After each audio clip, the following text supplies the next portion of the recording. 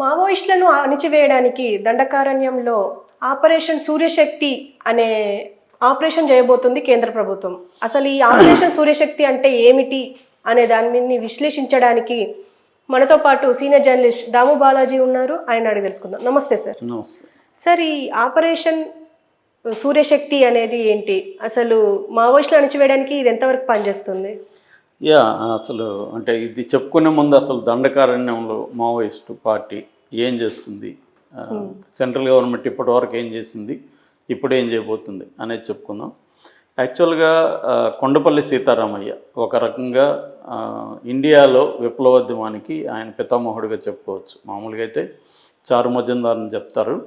అంటే అక్కడ నక్సల్బరి అనే ఒక గ్రామంలో, సిలిగురి జిల్లా నక్సల్బరి అనే గ్రామంలో ఉద్యమం పుట్టింది ఫస్ట్లో 67లో.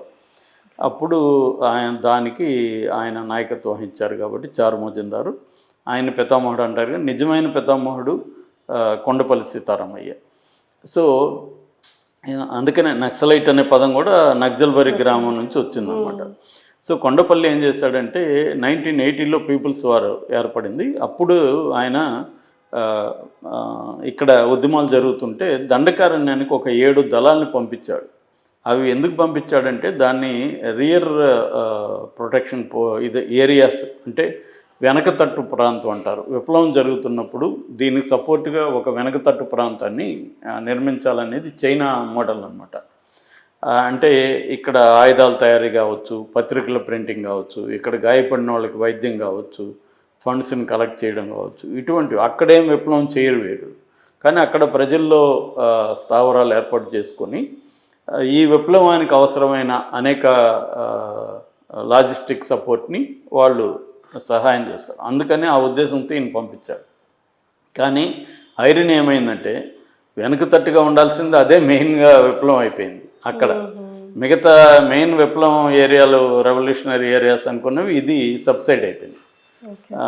అది అలాగా కొండపల్లి చేసిన ఇది దండకారణ్యం అంటారు. దండకారణ్యం అంటే ఇది ఛత్తీస్గఢ్, ఒడిస్సా, తెలంగాణ, ఆంధ్రప్రదేశ్ రాష్ట్రాల్లో ఉంటుందన్నమాట ఫారెస్ట్. ఇది ఉత్తరం నుంచి దక్షిణం వరకు 320 కిలోమీటర్లు, తూర్పు నుంచి పడమటికి 480 కిలోమీటర్లు ఉంటుంది. టోటల్గా 92,300 చదరపు కిలోమీటర్ల విస్తీర్ణంలో ఈ దండకారణ్యం ఉంటుంది. ఒకవైపు ఏమో అబూజ్మడ్ అంటారు, హిల్స్ ఉంటుంది. మరోవైపు ఏమో ఈస్టర్న్ ఘాట్స్ ఉంటాయి, తూర్పు కనుమలు. ఇది ఒక దట్టమైన అరణ్యం. దీంట్లో ఎక్కువగా ట్రైబల్స్ ఉంటారు. అట్లాగే అనేక ఖనిజాలు, అనేక నేచురల్ రిసోర్సెస్ అక్కడ బలంగా ఉంటాయి. అనేక ఫ్యాక్టరీస్ కూడా, మైనింగ్ ఇండస్ట్రీస్ ఉంటాయి. తర్వాత పేపర్ పరిశ్రమ, తాపర్ గ్రూప్ లాంటి పేపర్ పరిశ్రమ ఉంటుంది, బొగ్గు ఉంటుంది, అనేకమైన ఇండస్ట్రీస్ అవి కూడా అక్కడ ఉంటుంది అన్నమాట. ఒక రకంగా రిచ్ బెల్ట్ అది. సో ఇక్కడ 1980 నుంచి ఉద్యమం డెవలప్ అవుతూ వచ్చింది. అయితే 2004లో ఏమైందంటే ఇటు బీహారు బెంగాల్లో పనిచేసే ఒక పార్టీ యూనిటీ అనే ఒక group, MCC Maoist communist centre అనే ఒక గ్రూపు, ఈ 2 గ్రూపులు పీపుల్స్ వార్ గ్రూపు, 3 గ్రూపులు మెర్జ్ అయిపోయినాయి. అంతకుముందు ఒక 10 ఏళ్ళుగా చర్చలు అవన్నీ జరిపారు. 2004లో మెర్జ్ అయిపోయినాయి. మెర్జ్ అయిపోయినాక వీళ్ళు పేరు మార్చుకున్నారు. ఈ 3 గ్రూపులు కలిసి కామన్గా ఒక పేరు ఏం పెట్టుకున్నారంటే CPI-ML మావోయిస్ట్ అనే పేరు పెట్టుకున్నారు. అంటే మావో అంటే చైనా కమ్యూనిస్ట్ పార్టీ లీడరు, చైనాలో విప్లవాన్ని ఆయన ఆధ్వర్యంలోనే తీసుకొచ్చారు. సో మావో థాట్ అంటారు, లేదా మావోయిజం అంటారు. అంటే మావో మార్క్సిజాన్ని, లెనినిజాన్ని మావో ఎలా అప్లై చేశాడు అక్కడ అనేదాన్ని మావో థాట్ అంటారు. సో ఈ మావో థాట్ని వీళ్ళు పెట్టుకున్నారు ప్రధానంగా. అందుకోసం CPI-ML మావోయిస్టు, అందుకు సింపుల్గా వాళ్ళని మావోయిస్టులు అని పిలుస్తున్నారు. అంతకుముందు నక్సలైట్లు అని పిలిచేవాళ్ళు, ఇప్పుడు మావోయిస్టులు అని పిలుస్తున్నారు. ఇంకా సింపుల్గా మావోలు అని కూడా పిలుస్తున్నారు. ఒక నక్సలైట్లు అందరినీ కలిపి మావోలు అని కూడా పిలుస్తున్నారు. సో ఈ మావోయిస్ట్ పార్టీ ఇప్పుడు ప్రధానంగా సెంట్రల్ గవర్నమెంట్ చెప్తున్న లెక్కల ప్రకారం 7 రాష్ట్రాల్లో బలంగా ఉంది. జార్ఖండ్, బీహారు, ఒడిస్సా, ఛత్తీస్గఢ్, మధ్యప్రదేశ్, మహారాష్ట్ర, ఆంధ్రప్రదేశ్, తెలంగాణ 8 రాష్ట్రాల్లో ఉందన్నమాట. బలంగా అంటే ఈ 6 రాష్ట్రాల్లో బలంగా ఉంటుంది. ఆంధ్రప్రదేశ్ తెలంగాణ బార్డర్లలో మాత్రమే ఉంది. అటు కొత్తగూడెం భద్రాచలం ఏరియాలో తెలంగాణ, అటు విశాఖపట్నం ఏరియాలో అంటే ఒడిస్సా బార్డర్, ఇటేమో ఛత్తీస్గఢ్ బార్డర్. ఈ బార్డర్లలో మాత్రం ఈ 2 రాష్ట్రాల్లో ఉంది, కానీ మిగతా ఇంటీరియర్ ఏరియాలో లేదు. అంటే ఓన్లీ ట్రైబల్ బెల్ట్లోనే ఉంది. అంటే ఇండియాలో 500 రకాల ట్రైబ్స్ ఉన్నాయి. అందులో 50 రకాల tribes most vulnerable tribal groups అంటారు వాటిని. Primitive vulnerable tribal groups, TG అని పిలుస్తారు. ఈ ప్రిమిటివ్ వల్నరబుల్ ట్రైబల్ గ్రూప్స్ 50 ఉన్నాయి కదా, అవి ఈ గ్రూప్స్ ఉన్న ఏరియాలు విలేజెస్ రెవెన్యూ విలేజెస్ కూడా కాదనమాట. అంటే అక్కడ అడ్మినిస్ట్రేషన్ కానీ సెక్యూరిటీ కానీ వెళ్ళే పరిస్థితి కూడా లేదు. దాన్ని administrative and security vacuum areas అని కూడా పిలుస్తారు. అటువంటి ఏరియాస్లో మావోయిస్టులు వెళ్ళగలిగారు. వెళ్ళి వీళ్ళు ఏం చేశారంటే, వీళ్ళు సాధించిన పాజిటివ్ ఆస్పెక్ట్స్ ఏంటంటే, ఒకటి అక్కడ ఈ ట్రైబల్ గ్రూప్స్లో కాంట్రాక్టర్స్ వాళ్ళ ట్రైబల్ ప్రోడక్ట్స్ని ఎక్స్ప్లాయిట్ చేస్తారు. తక్కువకు తీసుకోవడం, తునికాకు ఉంటుంది, అక్కడ అనేక అటవీ ఉత్పత్తులు ఉంటాయి. వాటిని అన్నింటినీ వీళ్ళు ఏంటంటే తక్కువ ధరకి తీసుకోవడం, ఎక్స్ప్లాయిట్ చేయడం, ఇవి చేస్తున్నారు. రెండవది 1980లో కన్జర్వేటివ్ ఫారెస్ట్ యాక్ట్ వచ్చిందనమాట. ఈ యాక్ట్ కింద ఫారెస్ట్లో నివసించే ట్రైబల్స్కి అనేక హక్కులు తీసేశారు. వాళ్ళకి ఆ అటవీ ఉత్పత్తుల మీద వాళ్ళ అధికారం కానీ ఇది కానీ లేకుండా చేశారు. అంటే వాళ్ళ livelihood become a crime. Veerappan విషయంలో కూడా ఇదే జరిగింది. వీరప్పన్ కూడా గోపీనాథం అనేది ఫారెస్ట్లో ఉంటుంది. ఈ చట్టం కింద అంతకుముందు వాళ్ళు లైవ్లీహుడ్ ఫారెస్ట్లో చెట్టు కొట్టుకునేవాళ్ళు, ఫారెస్ట్లో ఉత్పత్తులను తీసుకొని వచ్చుకొని అమ్ముకునేవాళ్ళు, ఫారెస్ట్లో చిన్న చిన్న ఏవో జంతువులను వేటాడేవాడు, కుందేలు లాంటివి. ఇవన్నీ నేరాలు అయిపోయినాయి ఈ చట్టం కింద. So livelihood become a crime అయిపోయింది.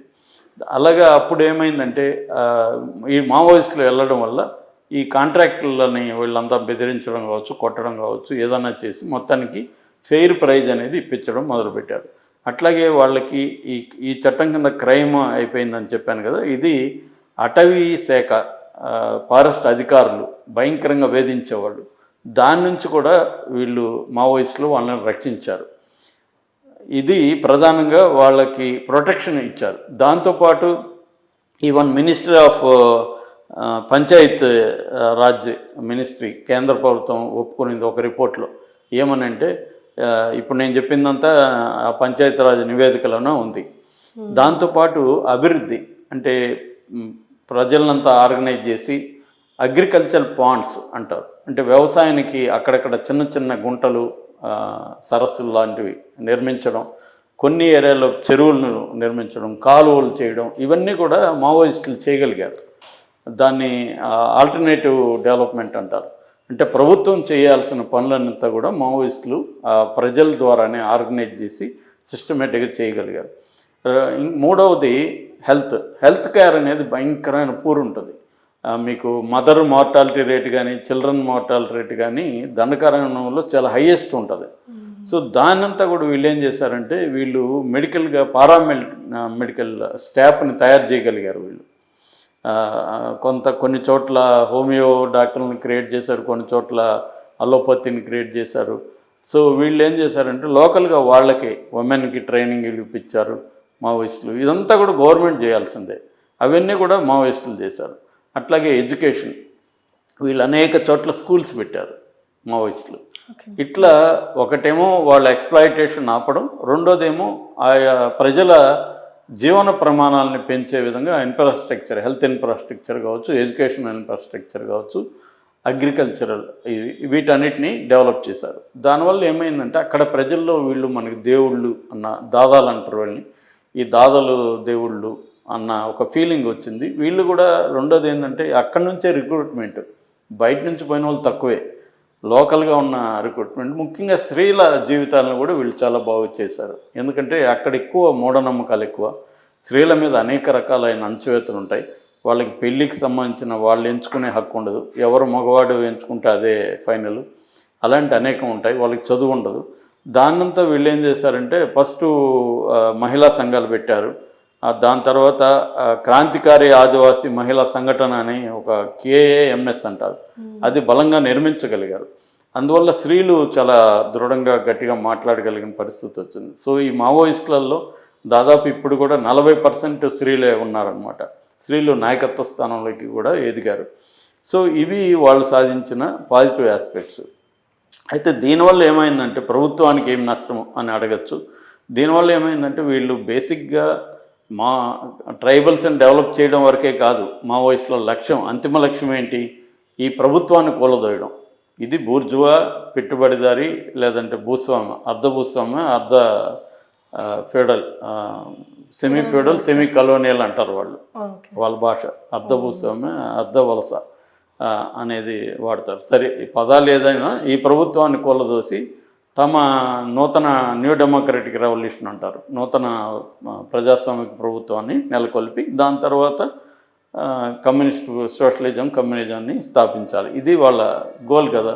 ఈ గోల్ వైపు వాళ్ళు ఏం చేస్తున్నారు, ఈ ట్రైబల్స్లో నుంచి కొంతమందిని సైన్యంలాగా మిలీషియా ట్రై చేసి రెడ్ ఆర్మీని నిర్మించాలి. ఫస్ట్ ఈ లోతట్టు ప్రాంతాలను విముక్తం చేసి మెల్లమెల్లగా నగరాలని క్యాప్చర్ చేసి పట్టుకోవాలని ఒక లాంగ్ టర్మ్ దీర్ఘకాలిక సాయుధ పోరాట వ్యూహం ఒకటి వాళ్ళకి ఉంది. సో ఈ వైపుగా వెళ్తున్నప్పుడు గవర్నమెంట్స్ ఏవి కూడా సహించే పరిస్థితి ఉండదు. సో వాళ్ళని అంచకపోతే అది పెద్దదవుతుంది. సో ఈ క్రమంలో వాళ్ళు ఏం చేస్తున్నారు, ఇటు రాజకీయ నాయకుల మీద దాడులు చేయడం, కాంట్రాక్టుల మీద చేయడం, తమకి ఎవరన్నా ఫండ్స్ ఇకపోతే వాళ్ళ మీద చేయడం. అంటే వీళ్ళు ఏం చేస్తారంటే ఫండ్ కోసం ఏం చేస్తారంటే లెవీస్ అంటారు. లెవీ అంటే అక్కడున్న ఫ్యాక్టరీలకి ప్రొటెక్షన్ ఫండ్ అనమాట. వాళ్ళ జోలికి రాకూడదంటే వాళ్ళకి వీళ్ళే విధిస్తారు. ఇప్పుడు ఒక ఫ్యాక్టరీ ఉంది, దానికి ఏదో వీళ్ళు మొత్తం బ్యాలెన్స్ షీట్లు అవన్నీ తెప్పించుకొని చూస్తారు, ఎంత ఆదాయం వస్తుందో చూసి దాంట్లో 5%, 10% వీళ్ళు ఫిక్స్ చేస్తారు. సో వీళ్ళకి ఇవ్వకపోతే వాళ్ళ మీద దాడులు చేస్తారు. అందువల్ల వాళ్ళందరూ ఇస్తారనమాట. అలాగే వీళ్ళకి ఫండ్స్కి ఏ రకమైన ఇబ్బంది ఉండదు. ఇప్పుడు ఈ డెవలప్మెంట్ యాక్టివిటీస్ కూడా ఈ ఫండ్స్ ఉపయోగిస్తారు వీళ్ళు. రెండవది, వీళ్ళు అటాక్ చేస్తారు సైన్యం, అక్కడ ఉన్న పారామిలిటరీ సైన్యం మీద, పోలీస్ స్టేషన్ మీద అటాక్ చేసి ఆయుధాలను ఎత్తుకుపోతారు. సో ఈ విధంగా దీనివల్ల ఏంటంటే లా అండ్ ఆర్డర్ సమస్య కూడా వస్తుంది. దీంతో గవర్నమెంట్ ఏం చేసిందంటే ఇప్పటి వరకు అనేక రకాల ఎస్టీఎఫ్ని వీటిని అంతా ఉపయోగించింది. దాని తర్వాత సాల్వాజుడుం అనే ఒక ఫోర్స్ని, ట్రైబల్స్లో నుంచి ఒక ఫోర్స్ని క్రియేట్ చేసింది. పీస్ మార్చ్ అంటారు సాల్వాజుడుం అంటే గోండు భాషలో. సో అది చేసింది. తర్వాత ఆపరేషన్ గ్రీన్ హంట్ అనే ఒకటి చేసింది, ఆపరేషన్ సమాధానం అని ఒకటి చేసింది, ఆపరేషన్ ప్రహారం అనే ఒకటి చేసింది. ఇప్పుడు లేటెస్ట్గా ఆపరేషన్ సూర్యశక్తి అని చేస్తుంది. అంటే ఒక పక్క సెంట్రల్ గవర్నమెంట్ ఏం చేస్తుందంటే 2 రకాల పద్ధతిలో నక్సలైట్ ఇష్యూని అడ్రస్ చేస్తుంది. ఒకటి మిలిటరీ పరమైన పద్ధతి, అంటే వాళ్ళని అణచివేయడానికి రకరకాల పారామిలిటరీ ఫోర్సెస్ని ఉపయోగించడం. ఫర్ ఎగ్జాంపుల్, అక్కడ రోడ్స్ వేయడానికి నక్సలైట్లు ఒప్పుకోవట్లేదు, ఎందుకంటే రోడ్స్ వేస్తే మిలిటరీ ఈజీగా వస్తుందని. అందుకని రోడ్డు ప్రొటెక్షన్ ఫోర్స్ అని ఒక పారామిలిటరీ ఫోర్స్ని క్రియేట్ చేసి ఆ ఫోర్స్ సెక్యూరిటీలో రోడ్స్ వేస్తున్నారు. సో ఇటువంటి ఒక అణచివేయడానికి సంబంధించిన రకరకాల వ్యూహాలని పన్నుతుంది. రెండో వైపు ఆ ట్రైబల్స్ని డెవలప్ చేయడానికి కూడా సెంట్రల్ గవర్నమెంట్ అనేక స్కీములు, అనేక ప్రోగ్రాములను తీసుకొచ్చింది. Special central assistance SCA scheme అంటారు. అట్లాగే సెక్యూరిటీ రిలేటెడ్ ఎక్స్పెండిచర్ ఎస్ఆర్ఈ అంటారు. స్పెషల్ ఇన్ఫ్రాస్ట్రక్చరల్ స్కీమ్ అంటారు. ఏకలవ్య మోడల్ రెసిడెన్షియల్ స్కూల్స్, అట్లాగే స్కిల్ డెవలప్మెంట్ సెంటర్స్, ఇవన్నీ కూడా చేస్తుందన్నమాట. అంటే అభివృద్ధి ఫోల్డ్లోకి వాళ్ళని తీసుకురావడం. రెండోది, వీళ్ళని అణచివేయడానికి ఒక స్పెషల్ డ్రైవ్ అని పెట్టడం. దీన్ని లెఫ్ట్ వింగ్ ఎక్స్ట్రీమిజం వింగ్ అని పెట్టారు హోమ్ డిపార్ట్మెంట్లోని. అంటే తీవ్రవాద వింగ్ అనమాట. లెఫ్ట్ వింగ్ ఎక్స్ట్రీమిజం అంటారు వాటిని, వామపక్ష తీవ్రవాదం. సో దీన్ని బట్టి ఇప్పుడు కొత్తగా సూర్యశక్తి అని ఎందుకు పెట్టారు, ఆ పేరు ఎందుకు పెట్టారంటే కొన్ని ఏరియాలో ఇందాక చెప్పినట్టుగా నేను అడ్మిన్ అండ్ సెక్యూరిటీ వ్యాక్యూమ్స్ ఉన్నాయి. కొన్ని ఏరియాలు పాకిస్తాన్ అంటారు, అక్కడ లోకల్ పోలీసులు. అంటే ఇండియాలోనే అక్కడ ఉన్న ట్రైబల్ ఏరియాలకి వెళ్ళే పరిస్థితి లేదు. దాన్ని పాకిస్తాన్ అని లేదా వ్యాక్యూమ్ ఏరియాస్ అంటారు. వాటిలోకి ఇప్పుడు ఒక సూర్యశక్తి ఎలాగైతే సన్ వెళ్ళగలుగుతుందో అలాగా మనం వెళ్ళాలి. అంటే నక్సలైట్లు కూడా అటువంటి ఏరియాలో ఇక్కడ దాక్కుంటున్నారు. వాళ్ళని పట్టుకోవడానికి ఇప్పుడు సూర్యశక్తి అనే ఒక ఆపరేషన్ చేపట్టారు. దీంట్లో ప్రధానంగా డ్రోన్స్ ఉపయోగిస్తున్నారు. ఓకే. డ్రోన్స్ ఉపయోగించి వాళ్ళు ఎక్కడ అటాక్స్ చేయగలుగుతున్నారు. ఈ మంత్ 12 to 16 మధ్య అటాక్స్ చేశారు. దీనికోసం district reserve guard, Bastar fighters, special task force ఇలాంటి అనేక డిఫరెంట్ ఫోర్సెస్ని కూడా వీళ్ళు క్రియేట్ చేశారన్నమాట. సో ఇది ప్రధానంగా దీంట్లో ఎంత మాత్రం సక్సెస్ అవుతారనేది మనం వెయిట్ చేయాలి.